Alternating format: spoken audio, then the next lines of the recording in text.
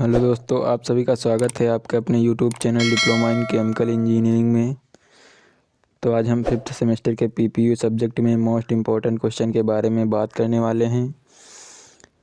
तो हमारी आपसे एक रिक्वेस्ट है कि अगर हमारे चैनल पे आप फर्स्ट टाइम आए हो तो हमारे चैनल को सब्सक्राइब करो और हमारी वीडियो को लाइक करो। तो बिना टाइम वेस्ट किए वीडियो को शुरू करते हैं। तो हमारा फर्स्ट क्वेश्चन है, explain boiler mounting and boiler accessories. मतलब कि boiler mounting and boiler accessories क्या होती हैं, ये मोस्ट इम्पोर्टेंट क्वेश्चन है। तो बॉयलर माउंटिंग ऐसे कंपोनेंट जो बॉयलर की सरफेस पर लगे होते हैं, ऐसे कंपोनेंट जो बॉयलर की सरफेस पर लगे होते हैं जिससे boiler proper and safe way में काम करता है, तो इन कंपोनेंट को बॉयलर माउंटिंग कहते हैं। मतलब कि ऐसे कंपोनेंट जो बॉयलर में सेफ्टी के लिए यूज़ किए जाते हैं तो बॉयलर माउंटिंग कहलाते हैं। बॉयलर माउंटिंग मुख्यतः बॉयलर की सेफ्टी के लिए यूज़ किए जाते हैं और स्टीम प्रोसेस को कंट्रोल करते हैं। बॉयलर के ये इसेंशियल पार्ट होते हैं, बिना माउंटिंग के कोई भी बॉयलर पॉसिबल नहीं है। बिना माउंटिंग के कोई भी बॉयलर पॉसिबल नहीं है। अगर उसमें माउंटिंग पार्ट नहीं होंगे तब उसमें उसका कोई पता नहीं है, वो बॉयलर कब ब्लास्ट हो जाए, कब उसमें कोई प्रॉब्लम आ जाए। तो इसलिए बॉयलर माउंटिंग बहुत इम्पोर्टेंट होती है। बॉयलर माउंटिंग में निम्न पार्ट होते हैं जैसे कि water level indicator, pressure gauge and safety valve. तो बात करते हैं वाटर लेवल इंडिकेटर की। तो वाटर लेवल इंडिकेटर का यूज बॉयलर के अंदर वाटर लेवल को मेजर करने के लिए किया जाता है। ये ग्लास का बना होता है जो ट्रांसपेरेंट, मतलब ये ट्रांसपेरेंट ग्लास का बना होता है वाटर लेवल इंडिकेटर, जिसकी सहायता से हम बॉयलर के अंदर के वाटर को जान सकते कि इसमें कितना वाटर है। और सेकेंड हमारा है pressure gauge. Pressure gauge boiler के अंदर जो स्टीम बन रहा होता है तो स्टीम के प्रेशर को मेजर करने के लिए प्रेशर गेज का यूज किया जाता है। बॉयलर के अंदर बनने वाले स्टीम के प्रेशर को मेजर करने के लिए प्रेशर गेज का यूज किया जाता है। मैक्सिमम बॉयलर में बर्डन टाइप प्रेशर गेज का यूज किया जाता है। थर्ड पॉइंट हमारा सेफ्टी वाल्व। सेफ्टी वाल्व यदि बॉयलर के अंदर एक्सेस अमाउंट ऑफ हीट का जनरेशन होता है तो स्टीम का प्रेशर बहुत ज़्यादा हो जाता है, तो सेफ्टी वाल्व की सहायता से स्टीम को कंट्रोल किया जाता है। सेफ्टी वाल्व की सहायता से स्टीम को कंट्रोल किया जाता है। और हमारा नेक्स्ट है steam stop valve.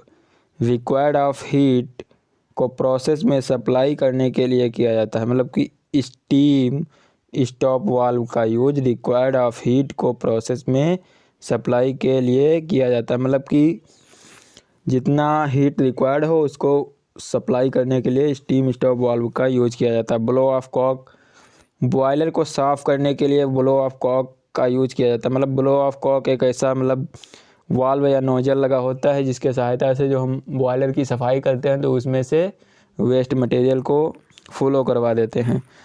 And feed check valve. Feed check valve का क्या काम होता है, ये बॉयलर के अंदर पानी के सप्लाई को मेंटेन करता है। इसमें चेक वाल्व का यूज किया जाता है।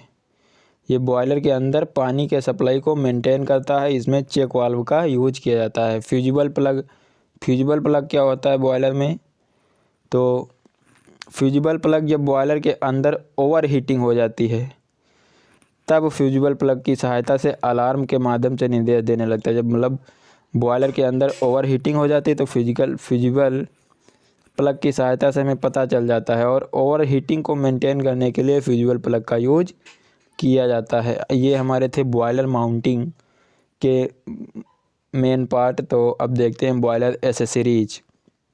बॉयलर एसेसरीज क्या होता है, ऐसा इंटीग्रल पार्ट जो बॉयलर की एफिशिएंसी को बढ़ा दे और उसको प्रॉपर वे में काम करने में मदद दे, तो ऐसे इक्विपमेंट को बॉयलर एसेसरीज कहते हैं। बॉयलर माउंटिंग क्या होता था? बॉयलर माउंटिंग आपने पढ़ा कि बॉयलर की सेफ्टी के लिए यूज किए जाते हैं, और बॉयलर एसेसरीज ऐसे इंटीग्रल पार्ट जो बॉयलर की एफिशिएंसी को बढ़ा देते हैं, मतलब कि ये बॉयलर की एफिशिएंसी के लिए यूज किए जाते हैं, जिसमें महत्वपूर्ण है हमारा फीड पंप।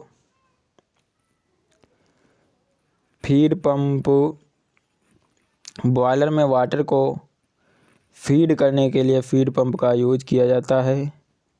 बॉयलर में वाटर को फीड करने के लिए, यहाँ पर लिखा नहीं, फीड करने के लिए जिस इक्विपमेंट का यूज किया जाता है तो उसे ऐसे इक्विपमेंट को फीड पंप कहते हैं। नेक्स्ट हमारा सुपर हीटर की सहायता से बॉयलर से उत्पन्न भाप में कुछ पानी के कण होते हैं, अतः स्टीम सुपर हीटर के द्वारा इसमें उपस्थित पानी के कण स्टीम में परिवर्तित हो जाते हैं।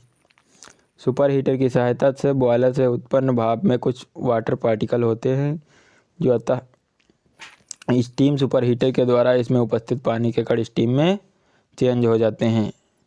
नेक्स्ट हमारा एयर प्री हीटर का क्या होता है? जब फर्नेस के पास एयर को भेजना होता है तब उसका टेम्परेचर लो होता है। जब फर्नेस के पास एयर को भेजना होता है तो उसका टेम्परेचर लो हो जाता है और फ्लू गैस का टेम्परेचर ज़्यादा हो जाता है। फर्नेस का लो और फ्लू गैस का टेम्परेचर ज़्यादा हो जाता है, तो तब उसको मिनिमाइज करने के लिए एयर प्री हीटर का यूज किया जाता है। यह इकोनोमाइजर और चिमनी के बीच में लगा होता है। अब इकोनोमाइजर क्या होता है, चलिए देखते हैं। इकोनोमाइजर एक ऐसा वर्टिकल एंड हॉरिजॉन्टल ट्यूब होता है, ऊर्ध्वाधर एंड क्षैतिज, जो फर्नेस से निकलने वाले हीट या स्मोक को यूज करके वाटर को गर्म कर देता है, वाटर के टेम्परेचर को बढ़ा देता है, या बॉयलर के अंदर जाने वाले वाटर का टेम्परेचर बढ़ा देता है जी, जो ये इकोनोमाइजर होता है। इकोनोमाइजर का केवल यही काम होता है। तो एडवांटेज ऑफ इकोनोमाइजर, मतलब कि इकोनोमाइजर अगर बॉयलर में लगा है तो उससे क्या फ़ायदा है आपको? तो जिस बॉयलर में इकोनोमाइजर लगा होता है तो लगभग 15 से 20% फ्यूल की बचत होती है। अगर बॉयलर में इकोनोमाइजर का यूज किया गया है तो उसमें फ्यूल की बचत होती है। ये स्टीम फार्मिंग कैपेसिटी को बढ़ा देते हैं। जब डायरेक्ट वाटर को बॉयलर के अंदर प्रवाहित करते हैं तो उसमें परत जम जाती है या स्केलिंग हो जाती है, तो लेकिन इकोनोमाइजर की सहायता से वाटर को बॉयलर में फील करते हैं तो वह स्केल फॉर्मेशन को रिड्यूस कर देता है, मतलब कि वो स्केलिंग नहीं होने देता है, कम कर देता है। नेक्स्ट क्वेश्चन आपका एक्सप्लेन रेफ्रिजरेशन साइकिल। ये मोस्ट इम्पोर्टेंट क्वेश्चन है, प्रत्येक पेपर में पूछा गया है। रेफ्रिजरेशन साइकिल एक ऐसी कोई भी मशीन जो कूलिंग करती है, मतलब ऐसा कोई इक्विपमेंट जो कूलिंग का कार्य करता है तो वह प्रोसेस से गुजरता है, तो उसे रेफ्रिजरेशन साइकिल कहते हैं। रेफ्रिजरेशन साइकिल को वेपर कंपैरिजन रेफ्रिजरेशन सिस्टम के नाम से भी जाना जाता है, तथा जिस कूलेंट का यूज उस साइकिल में उपयोग होता है तो उसे रेफ्रिजरेंट कहा जाता है। मतलब उसमें जिस कूलेंट का यूज करते हैं उसको रेफ्रिजरेंट कहते हैं। इसके मुख्य रूप से 4 पार्ट होते हैं, जैसे कंप्रेसर है, एक्सपेंसिव वाल्व है, कंडेंसर है, compressor, evaporator, expensive valve, condenser है। कंप्रेसर, तो देखते हैं कंप्रेसर क्या होता है। कंप्रेसर रेफ्रिजरेशन साइकिल का सबसे महत्वपूर्ण भाग है, जिससे इस साइकिल को साइकिल का हार्ट भी कहा जाता है। हीट नहीं, कंप्रेसर को इस साइकिल का हार्ट भी कहा जाता है, जिसमें रेफ्रिजरेंट वेपर फॉर्म में होता है जो कंप्रेस किया जाता है, जिससे उसका टेम्परेचर एंड प्रेशर बढ़ जाता है। सेकेंड हमारा कंडेंसर है। कंडेंसर में ट्यूब लगी होती है जो कि सीधा हवा के संपर्क में होती है। High pressure high temperature refrigerant compressor से कंडेंसर में आता है तो वह ट्यूब में आकर वेपर से लिक्विड फॉर्म में चेंज हो जाता है और प्रेशर टेम्परेचर भी कुछ कम हो जाता है। नेक्स्ट हमारा एक्सपेंसिव वाल्व है। एक्सपेंसिव वाल्व इसकी बनावट एक वाल्व या नोजल की तरह होती है जिसमें पतला होल होता है। इस वाल्व से refrigerant high velocity and low pressure temperature के साथ निकलता है और एक्चुअल में तापमान में कमी एक्सपेंसिव वाल्व में ही होती है। रेफ्रिजरेंट यहाँ भी लिक्विड फॉर्म में होता है, मतलब कि जो टेम्परेचर लो करता है तो एक्सपेंसिव वाल्व ही करता है। नेक्स्ट हमारा इवेपोरेटर है। इवेपोरेटर में भी कंडेंसर के जैसे ही ट्यूब लगी होती है। इन ट्यूब में बहुत लो प्रेशर टेम्परेचर वाला रेफ्रिजरेंट लिक्विड फॉर्म में आता है। इवेपोरेटर को कूलिंग यूनिट भी कहा जाता है। जब रेफ्रिजरेंट इवेपोरेटर के सराउंडिंग के संपर्क में आता है तो हीट ट्रांसफ़र होती है। मतलब कि जब रेफ्रिजरेंट इवेपोरेटर के सराउंडिंग के संपर्क में आता है तो हीट ट्रांसफ़र होती है और लिक्विड फॉर्म में रेफ्रिजरेंट वापस वेपर फॉर्म में बदल जाता है और ये वेपर फॉर्म कंप्रेसर के इनपुट में आता है।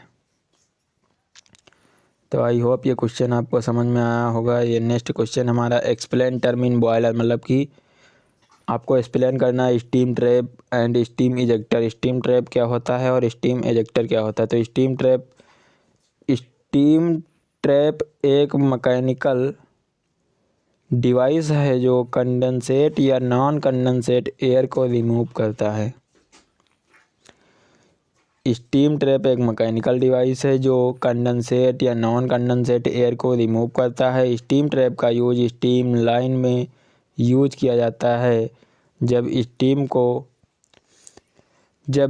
को स्टीम लाइन से फ्लो कराते हैं तो हीट लॉस के कारण स्टीम का कुछ भाग वाटर में बदल जाता है और इस वाटर के कारण पाइप में कोरोजन होने लगता है, मतलब कि संक्षारण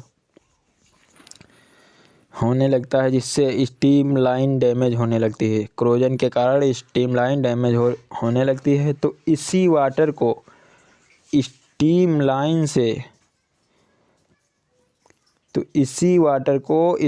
लाइन से रिमूव करने के लिए स्टीम ट्रैप का यूज किया जाता है। नेक्स्ट हमारा था स्टीम इजेक्टर। स्टीम इजेक्टर क्या होता है। इजेक्टर का यूज इंडस्ट्रीज में वैक्यूम क्रिएट करने के लिए किया जाता है और वैक्यूम क्रिएट बॉइलिंग पॉइंट को रिड्यूस करके किया जाता है।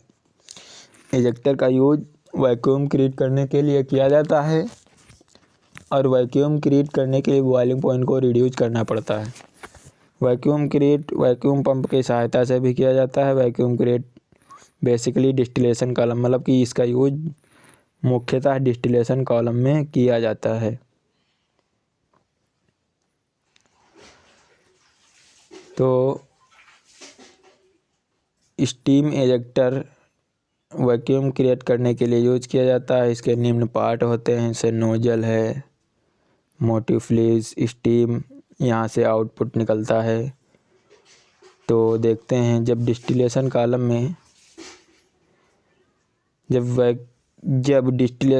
में वैक्यूम क्रिएट करना होता है तो डिस्टिलेशन कॉलम के ऊपर इजेक्टर लगा देते हैं।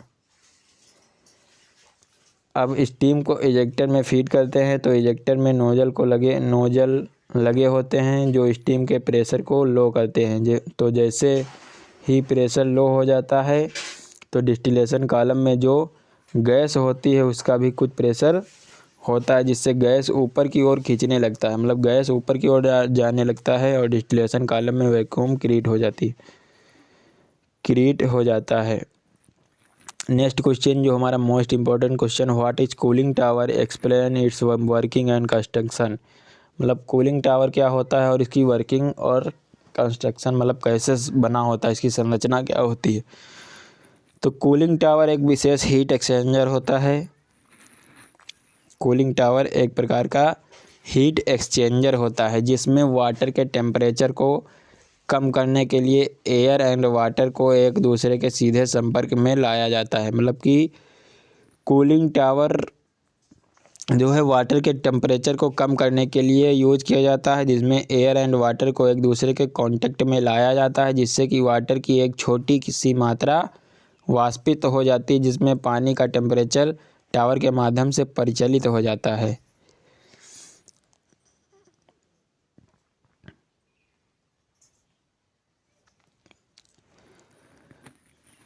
कूलिंग टावर का यूज हॉट वाटर को कूल करने के लिए, यानी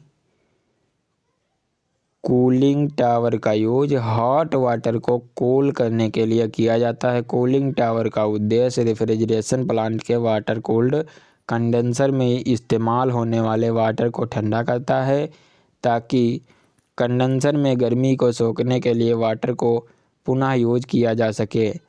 पानी को ठंडा करने का मूल सिद्धांत वायुमंडलीय हवा का उपयोग करके प्राप्त वेपराइजेशन कूलिंग होता है। इसमें मतलब कि एयर का यूज करके कूलिंग करते हैं।